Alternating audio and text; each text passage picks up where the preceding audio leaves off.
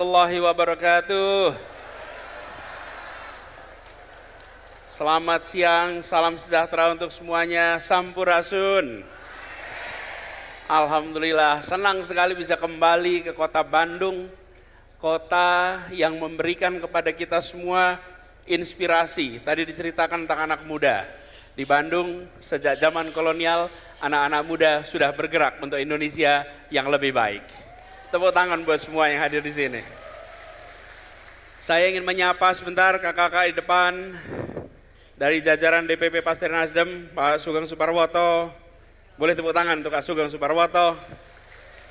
Ketua Komisi 7, Ketua DPW Jawa Barat, Kang Saan Mustafa. Boleh kasih tepuk tangan. Kemudian Ketua DPD Bandung, boleh beri tepuk tangan sekaligus. Dan Kang Farhan yang insya Allah nanti bisa menjadi orang baik yang ikut turun ke politik. Saya dapat tugas bicara tentang anak muda dan politik. Anak muda dan politik ini bukan sesuatu yang baru sebetulnya, tapi kita sudah terlanjur agak lama tidak menyebutkan, tidak membahas anak-anak muda dalam politik. Karena itu, dalam kesempatan ini, saya ingin sedikit bercerita mengapa buat anak muda politik itu penting. Kekuatan anak muda adalah karena kebaruannya. Itu kekuatan anak muda. Kalau anak muda tidak membawa kebaruan, dia tidak lagi muda. Kalau anak muda tidak berbicara masa depan, dia sesungguhnya sudah tua. Kalau ada anak muda bicara masa lalu, dia sesungguhnya sudah tua. Anak muda tidak menawarkan biografi, anak muda menawarkan rencana untuk masa depan. Itulah anak muda. Makanya saya pernah cerita waktu saya di kampus ngobrol sama mahasiswa, saya ngobrol terus saya bilang, kalau anak muda itu menawarkan masa depan. Jadi kalau diwawancara pekerjaan, ditanya, anak muda, apa pengalamanmu? Maka jawab, saya tidak menawarkan pengalaman, saya menawarkan masa depan untuk Anda. Nah, biarkan yang menawarkan pengalaman orang tua tuh. Kalau anak muda menawarkan masa depan, kebaruan, kemampuan untuk melihat fenomena yang sama dalam perspektif yang berbeda. Karena barunya itu membuat dia bisa bertanya hal-hal yang tidak dipertanyakan. Membuat dia bisa melihat hal-hal yang sebelumnya terlewatkan. Bahkan beri contoh di Jakarta tahun lalu ada sebuah zebra cross. Zebra cross itu sudah ada bertahun-tahun. Tapi ada anak-anak muda melihat zebra cross ini bukan tempat penyeberangan saja, dipandang sebagai catwalk. Ingat Citayam? Fenomena Citayam ingat dah? Apa yang terjadi? Ini yang namanya zebra cross ini udah bertahun-tahun. Tapi di mata anak muda ini bukan sekedar zebra cross. Ini adalah tempat untuk fashion show. Oke? Apa yang menarik? Bukan soal fashion show-nya, anak muda memiliki kacamata kebaruan yang orang-orang sebelumnya tidak melihatnya. Oke? Jadi anak muda ini punya kebaruan, menawarkan masa depan. Anak muda melihat ke depan. Dan kalau ada anak muda sudah nulis biografi, sesungguhnya dia sudah tua. Dia sudah tua. Kalau anak muda tidak boleh nulis biografi. Anak muda itu menuliskan cita-cita, menuliskan mimpi, menuliskan gagasan, itulah anak muda. Dan karena anak muda punya mimpi, maka anak muda adalah stok pemimpin masa depan. Perhatikan tuh, kata mimpi dengan mimpin, pemimpi dengan pemimpin. Seorang pemimpin haruslah pemimpi yang memiliki N, kemampuan untuk mengubah gagasan, mimpi menjadi kenyataan. Itu huruf N loh. Okay? Jadi pemimpi yang mampu menerjemahkan mimpinya jadi kenyataan. Itulah pemimpin. Karena ada gagasan, ada mimpi, ada cita-cita. Jadi sekalian, teman-teman muda yang saya hormati, ketika Nasdem menyelenggarakan kegiatan Nasdem Youth Festival, maka sesungguhnya ini forum untuk melihat ke depan. Dan politik adalah tempat pengambilan keputusan-keputusan. Keputusannya dilakukan hari ini, implikasinya bukan masa lalu, implikasinya masa depan. Politik adalah tempat di mana keputusan atas masa depan itu dibuat. Anak muda memikirkan masa depan, politik memiliki konsekuensi di masa depan. Keduanya harus menjadi satu kesatuan. Jadi kalau lihat, anak muda menawarkan masa depan, politik menentukan masa depan. Teman-teman sekalian, ketika kita bicara politik menentukan masa depan, saya beri contoh. Ketika hanya segelintir orang bisa ikut pendidikan, di Bandung ini salah satu pusatnya, zaman kolonial Belanda, keputusan politiknya apa? Keputusan politiknya pendidikan dasar untuk sebagian orang, pendidikan tinggi hanya untuk kaum ningrat. Hanya untuk kaum ningrat. Kalau bukan dari kaum ningrat, tidak dapat pendidikan tinggi. Itu keputusan politik. Ketika Indonesia merdeka, diubah. Generasi pendiri Republik ini, mereka mendorong didirikan SMA di kabupaten-kabupaten di seluruh Indonesia. Mulai tahun 50-an dibuatlah SMA seluruh Indonesia. Lalu siapa gurunya? Para mahasiswa dikirim jadi guru. Namanya PTM, Pengerahan Tenaga Mahasiswa. Apa yang terjadi? Tahun 60-an terjadi ledakan jumlah mahasiswa. Di tahun 60-an untuk pertama kalinya dalam sejarah bangsa ini, anak bukan siapa-siapa bisa mendapatkan pendidikan tinggi. Itu tahun 60-an. Dan Bandung salah satu rumah yang paling banyak menampung anak-anak bukan siapa-siapa. Termasuk ibu saya sekolahnya di Bandung sini. Di Unpad sekolahnya. Kuliah di Unpad, masuknya tahun 58. Tahun 58 masuk ke Unpad. Di Kuningan, waktu itu lahir besar di Kuningan. Di Kuningan tidak punya SMA. Di tahun 50-an tidak ada SMA, dikirim SMA-nya ke Cirebon. Karena itu ada SMA. Lalu dikirim kuliahnya ke Bandung. Itu satu lapis generasi, itu bukan anak siapa-siapa, dari orang biasa-biasa saja bisa masuk perguruan tinggi. Tahun 70-an mereka membentuk generasi kelas menengah pertama Indonesia.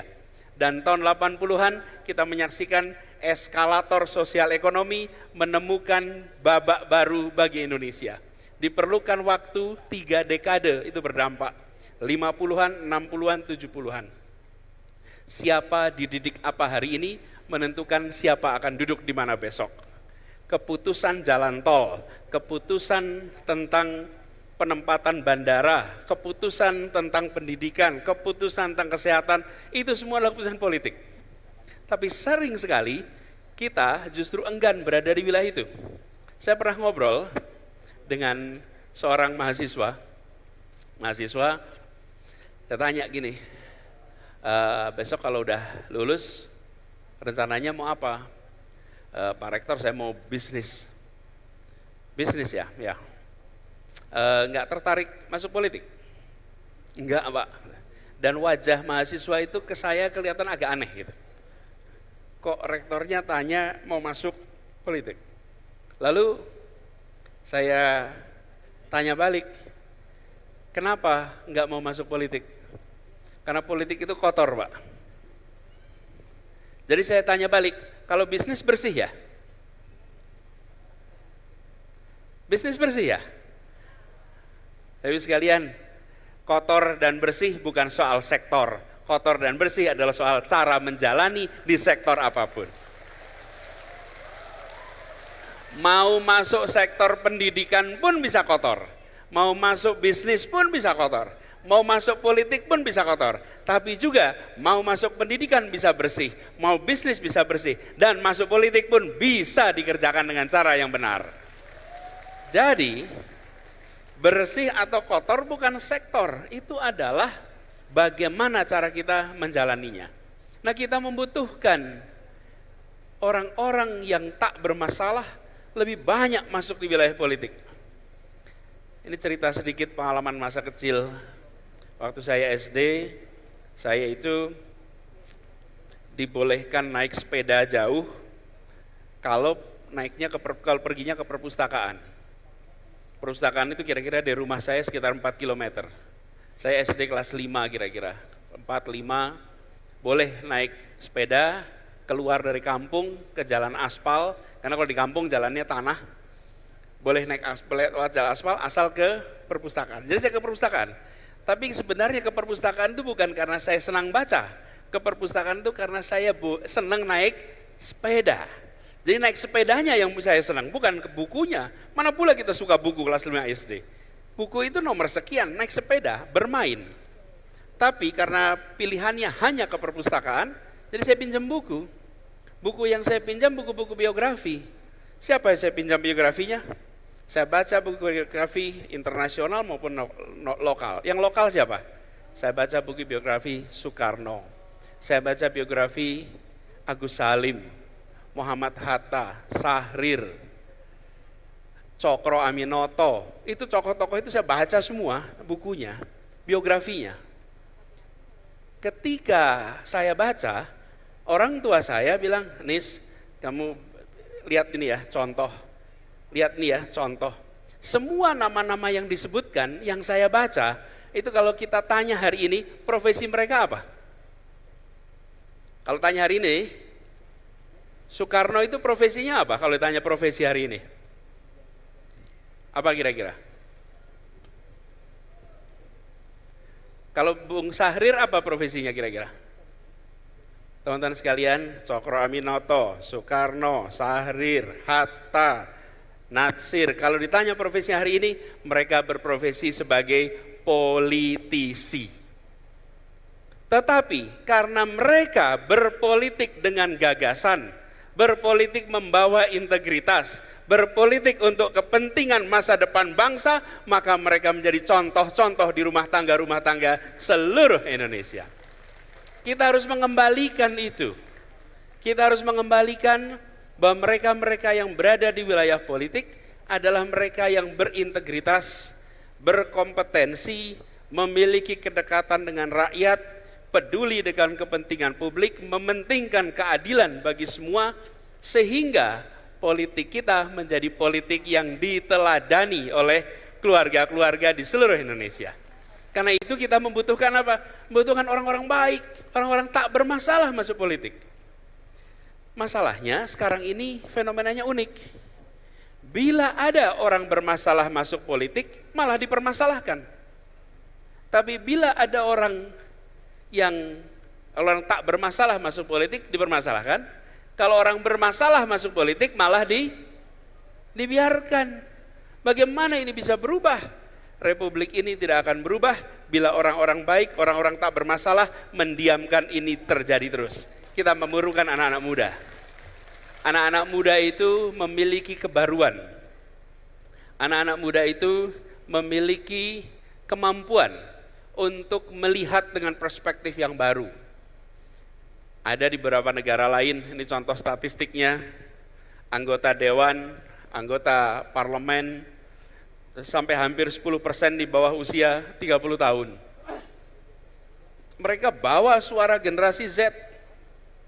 Jadi, kalau kita sekarang itu melihat fenomena hari ini, teman-teman sekalian, kita membutuhkan kebaruan di dunia politik kita. Kita membutuhkan anak-anak muda yang punya idealisme, yang punya mimpi untuk bangsanya, untuk mengambil pilihan. Punya mimpi dan lalu urun angan, atau punya mimpi dan lalu turun tangan. Itu bedanya cuma satu huruf. Yang satu namanya urun angan, yang satu turun tangan. Nih, saya pengen Indonesia berubah, tapi tolonglah orang lain yang ngerjain. Indonesia ingin lebih baik, tapi biarlah orang lain yang mengerjakan. Saya ingin agar kota kita lebih baik, tapi biarlah orang lain yang mengerjakan. Sudah saatnya kita bilang kami ingin kota ini lebih baik, provinsi ini lebih baik, negeri ini lebih baik, dan kita turun tangan sama-sama untuk memperbaikinya. Setuju? Dan itu artinya turun tangan itu, teman-teman sekalian, turun tangan itu dua pilihan, mengerjakan di depan atau mendukung yang baik, tapi bergerak bersama. Kalau nanti Kang Farhan mau maju wali kota, orang baik, berintegritas, oke? Nah, dibantuin, didukung. Tapi kalau tidak, banyak orang baik kalah bukan karena banyaknya orang bermasalah, tapi karena orang baik lainnya memilih diam dan mendiamkan. Oke? Kemenangan atas orang-orang bermasalah bukan karena mereka mampu mengorganisir saja, karena sesama orang baik diam, sesama orang baik tidak bergerak, sesama orang baik tidak turun tangan. Karena itu penting sekali bagi kita semua di sini yang punya rasa tanggung jawab untuk masa depan Indonesia, untuk kebaikan Jawa Barat, kebaikan Kota Bandung. Mari kita berhenti urun angan, mari kita mulai turun tangan dan bergerak bersama-sama. Nah, disinilah Youth Festival ini jadi penting. Tidak semuanya harus berada menjadi calon legislatif, calon wali kota, calon gubernur, calon presiden, tidak semuanya. Tapi semua kita punya tanggung jawab untuk tidak mendiamkan. Carilah orang-orang yang memiliki rekam jejak yang baik, punya integritas yang baik, dibantuin. Karena kalau tidak, mereka akan tumbang, mereka akan kalah. Dan kita membawa yang namanya perubahan itu, kalau saya sering sampaikan, berurutan. Bahwa gagasan, ada narasinya, berwujud karya. Punya visi itu baik, punya mimpi itu penting. Tapi visi dan mimpi harus ditopang dengan rekam jejak. Kalau visi dan mimpi tidak ditopang dengan rekam jejak, maka dia akan berujung pada kekecewaan karena dia tidak menjadi karya yang bisa disaksikan dampaknya. Dia hanya berhenti di gagasan. Untuk bisa menjadi karya, maka dia harus diserahkan kepada orang-orang yang memiliki rekam jejak. Karena itu, bagi teman-teman muda, mulailah membangun rekam jejak itu. Saya melihat teman-teman dari mulai SMA, kuliah, terlibatlah dalam begitu banyak aktivitas masyarakat. Tadi pagi ada jalan sehat di Sijalak Harupat. Saya ketemu dengan anak kelas 6 SD. Anak kelas 6 SD mendatangi, lalu Pak Anies saya mau foto Pak Anies, sini. Ini anak masih kecil, jadi saya tanya, kamu kelas berapa? Kelas 6. Saya ulang lagi, kamu kelas berapa? Kelas 6. Kamu kelas 6 SD? Ya, di SD Angkasa. Resi Angkasa datang ke sini, iya datang, sekedar mau ikut, sekedar mau terlibat. Teman-teman, ini potensi-potensi anak muda yang memilih turun tangan di hari Minggu, bukan menonton main game di rumah, terlibat langsung. Dan Nasdem Youth Festival hari ini ada segala macam potensi kegiatan di hari Minggu, dan Anda memilih untuk datang ke tempat ini. Ini adalah orang-orang yang peduli tentang Indonesia ke depan. Memilih turun tangan. Tidak bisa jalan sendirian. Anda memilih untuk memikirkan, Anda memilih untuk menempatkan muda, masa depan, perubahan sebagai satu kesatuan. Itulah kekuatan yang kita miliki. Nah, saya berharap kita dorong ini semua. Ada rekam jejak, ada gagasan, lalu diwujudkan dalam bentuk narasi, nanti insya Allah jadi karya. Dan Indonesia kita, tadi pembawa acara menceritakan, Indonesia kita ini adalah dibuat oleh anak-anak muda. Anak muda berkumpul tahunnya 1928, menyepakati hal yang sederhana, namanya satu bangsa, satu tanah air, dan satu bahasa persatuan. Sederhana sekali bukan? Itu semua gagasan bagaimana menjadi Indonesia, dan yang memikirkan anak muda. Mereka muncul pada masa itu dengan pesan yang dahsyat. Teman-teman sekalian yang luar biasa, pesan ketiga, satu bahasa persatuan. Coba satu bahasa persatuan, yang dipilih bukan bahasa yang penggunanya paling banyak, bukan bahasa Jawa, bukan bahasa Sunda. Kalau ditanya penggunanya paling banyak itu. Yang dipilih adalah bahasa Melayu daratan, yang secara jumlah orang bukan paling banyak, tapi dipilih sebagai bahasa persatuan. Apa yang terjadi hari ini dengan adanya kesepakatan itu? Kita boleh berbeda latar belakang, kita boleh berbeda bahasa ibu, tapi kalau kita duduk bersama, kita tidak perlu penterjemah untuk menunjukkan kita satu bangsa Indonesia. Nah, perlu. Lihat Uni Eropa. Uni Eropa itu negaranya ada 28, bahasa resminya 23. Ketika mereka berkumpul di belakang penterjemah, menerjemahkan, dan kita semua yang peserta di parlemen pakai headset mendengarkan terjemahannya. Saya sering katakan kepada mereka, kalau mau belajar tentang kematangan di dalam membangun sebuah bangsa, kematangan berdemokrasi, maka tengok sebuah bangsa di ujung paling timur selatan Asia, namanya Indonesia. Itu yang bisa jadi contoh buat dunia. Siapa yang munculkan? Anak-anak muda. Kenapa? Karena mereka melihat yang tidak dilihat oleh generasi sebelumnya. Jadi saya berharap teman-teman sekalian, setelah Nasdem Youth Festival ini, kita ingin lebih banyak anak-anak muda mau terlibat dalam politik, mau mendukung kegiatan politik, dan membawa perubahan demi orang-orang baik, orang-orang tak bermasalah, bisa mendorong perubahan di Indonesia.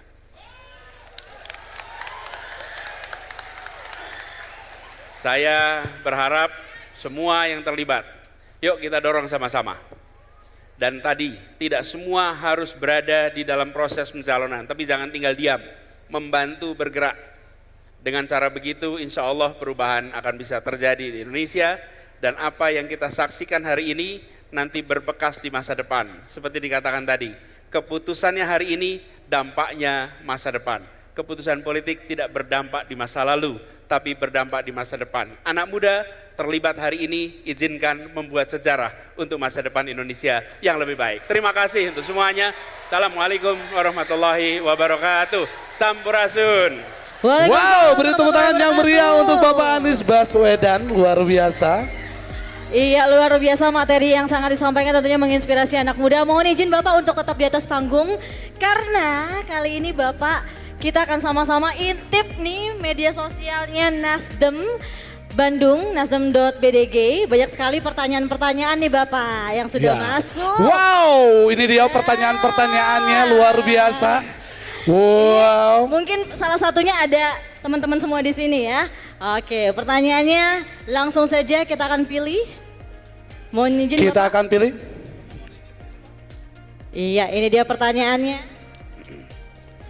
Oh ya, oke. Iya, Tok, tok, tok. Pak Anies mau tanya, apakah Bapak pernah merasakan dilema memilih profesi sampai akhirnya memilih terjun ke dunia politik? Oke, langsung. Seperti itu. Langsung dijawab Bapak. Ini kayak ujian nih. Kasih pertanyaan langsung jawab. Gini, ketika saya harus memilih sebuah pekerjaan, maka saya akan menggunakan 3 kriteria. Dan itu saya tentukan ketika saya kuliah dulu. Saya kuliah, saya tentukan ada 3 kriterianya. Kalau mau milih sebuah aktivitas. 1, dia harus memberikan kesempatan bagi saya untuk secara intelektual growing, belajar terus, intellectually growing. Yang kedua, memberikan kepada saya kecukupan ekonomi. Tidak usah jadi bilioner, tapi cukup mandiri secara ekonomi. Yang ketiga, pekerjaan itu memberikan dampak bagi masyarakat yang ada di sekitar kami. Bukan hanya untuk diri sendiri, tapi untuk masyarakat. 3 itu yang saya pakai. Jadi ketika saya memilih pekerjaan, pakai 3 itu. Nah, saya tidak terlalu khawatir.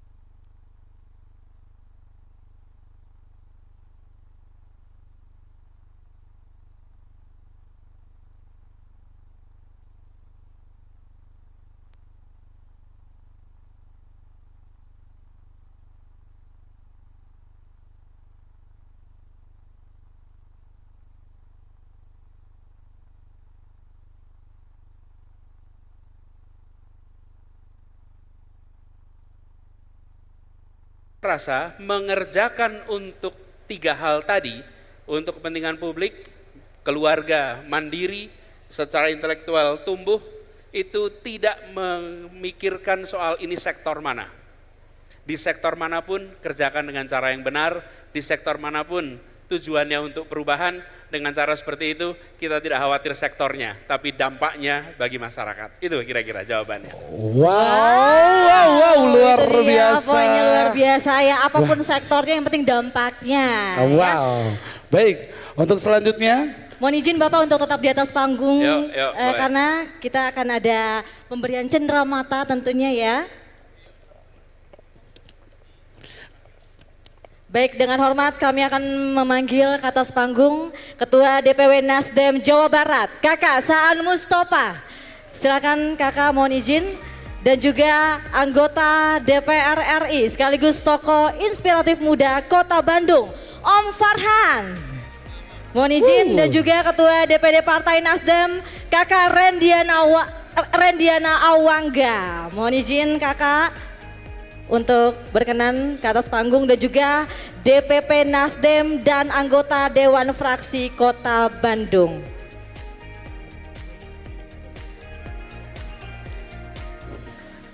boleh tepuk tangan yang meriah. Wow. Alhamdulillah. Ini saya cerita sedikit boleh nih, mumpung ke depan nih. Ya, silakan Bapak. Boleh ya Kang Farhan, sama cerita sedikit. Ini bicara rekam jejak. Ketika saya dulu masih kuliah di Jogja, Kang Saan sekarang Ketua DPW Nasdem Jawa Barat, beliau adalah aktivis mahasiswa di Bandung. Saya aktivis mahasiswa di Jogja. Kita sering membuat gerakan mahasiswa sama-sama. Kalau kemudian berkumpul di Bandung, maka saya datang ke tempat beliau tinggal, di Jalan Sabang tempatnya. Kemudian kalau Kang Saan ke Jogja, maka tinggal di tempat saya. Dan kita bersahabat membuat berbagai gerakan mahasiswa pada masa itu untuk mendorong perubahan, untuk mendorong demokrasi.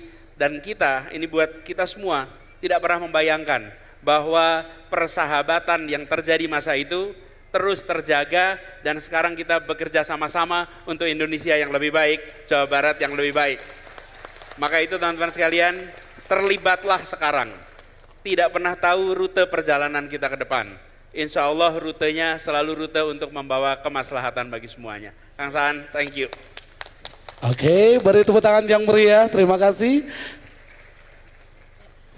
Baik, untuk selanjutnya kami persilahkan tentunya kepada Kakak Awang untuk memberikan apresiasi sebagai bentuk tanda terima kasih kepada Kakak Saan, Om Farhan, dan Bapak Anies Baswedan. Beri tepuk tangan yang meriah. Iya, ini dia pemberian cenderamata berupa pop art ya. Siap. Sangat indah sekali yang diberikan oleh Kakak Rendiana Awangga. Tentunya kepada Kakak Saan, Om Farhan, dan juga Bapak Anies Baswedan.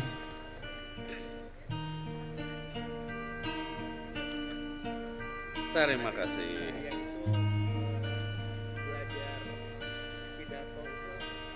Boleh beri tepuk tangan yang meriah semuanya. Wow. Dan Ya. izin kita akan foto dulu bersama. Boleh, kita foto bersama terlebih dahulu. Silakan untuk media diabadikan momen tersebut. Rekan-rekan media silakan. Iya.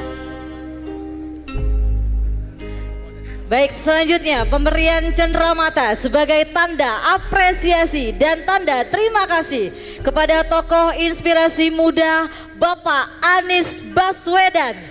Ini dia Wayang Kresna. Sri Maha Betara Kresna, Hartina Prabu Raja, Batara Pinter Kresna sanaos biasa nanging sugih ku elmu jemar ku pangabisa. Ngagaduhan jenengan Prabu Danar hiji raja anu ngabdi ka nusa sareng bangsana. Sri Maha Betara Kresna. Ya. Iya, ini dia Ya. apresiasi khas Tatar Tanah Sunda Wayang Kresna yang diberikan oleh Kakak Awang kepada Bapak Anies Baswedan. Ini dia Prabu Batara Kresna, mempunyai arti Prabu itu raja, Batara itu artinya pintar, kresna luarnya atau perawakannya terlihat biasa saja, tapi mempunyai hati yang suci dan mempunyai julukan baru Prabu Danar. Dan Danar yang artinya seorang raja yang akan mengharumkan negara dan dunia. Silakan kepada Kakak Rendiana Wangga kita untuk berkenan kita foto bersama ya. Ini sudah ada tongsis ya yang diberikan langsung. Kita akan foto bersatu, 2, 3. Iya, terima kasih Kakak Awang. Tentunya Om Farhan dan juga Bapak Anies Baswedan, terima kasih hatur nuhun. Kami persilakan untuk menikmati event pada hari ini tentunya. Wow, senang sekali tentunya hari ini, luar biasa sekali.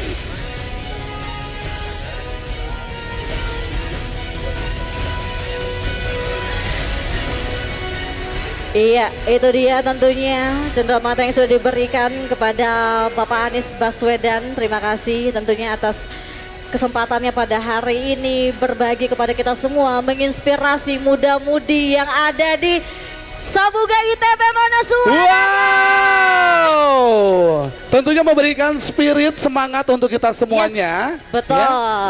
Dan kami persilahkan juga kepada rekan-rekan media boleh untuk mengabadikan momen ini, boleh sekali silakan. Dan tentunya sekali lagi kami mengucapkan selamat tentunya untuk event ini. Teman-teman semua juga semoga happy, enjoy. Yes. Karena kita akan merayakan tentunya kebersamaan kita pada hari ini dengan pertunjukan-pertunjukan yang sangat spesial. Betul. Yes. Band-band yang sangat spesial pada hari ini. Yeah. Kuliner juga. Wow, tentunya banyak sekali band dan juga musisi lokal serta nasional yang akan menghadiri di acara Nasdem Youth Festival ini. Luar biasa, tentunya kegiatan seni budaya dan juga diskusi menganui gagasan-gagasan yang untuk kemajuan anak muda. Semua sejalan dengan tema pada hari ini adalah anak muda dan politik. Sekali lagi boleh beri tepuk tangan yang sangat meriah untuk Bapak Anies Baswedan. Wow, luar biasa.